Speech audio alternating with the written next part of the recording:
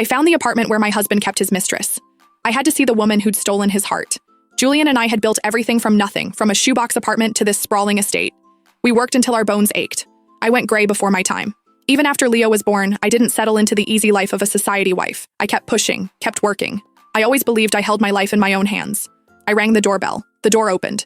The girl standing there beamed a perfect smile. "You must be Julian's mother. How lovely to meet you." Even during million-dollar contract talks, I never let a slip of emotion show. But hearing her call me Mrs. Thorne made me flinch. We weren't even divorced, and she was already greeting her future mother-in-law? I spoke on impulse. "Hello, please come in, Mrs. Thorne. My name is Ivy Dawson." The moment I stepped inside, a large map drew my eye. Delicate red threads crisscrossed it, linking photos of them kissing, marking every place they'd been together. It was nearly covered. She noticed me looking and smiled. "This is our adventure map. He takes me somewhere new every month."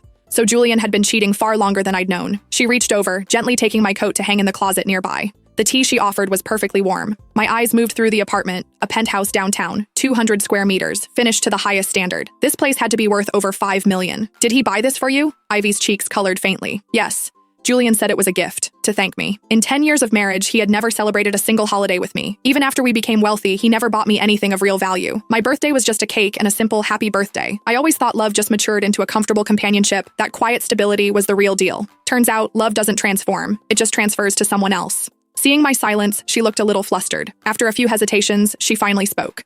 "Mrs. Thorne, Julian and I are truly in love. Could you agree to let me marry him?" I thought I wouldn't feel anything, but my heart gave a sharp pang, and I instinctively asked, "How did you two get together?" Ivy gushed, her eyes sparkling. Finally, I understood. That year, when I had a persistent high fever and we were already millionaires, he still rushed off to meet a client for a mere $10,000 order.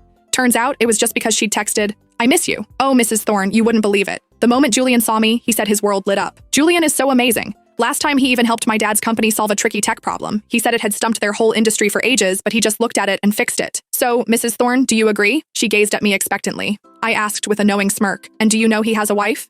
Ivy's face fell and she bit her lip. "Julian said he doesn't love her at all. He said she's just a business partner, with no real feelings between them. He said that woman is older than his aunt, completely boring, acts like a man, and her skin is disgustingly rough." I unconsciously rubbed the calluses on my palms, scars from lifting heavy sacks of soybeans during our startup days.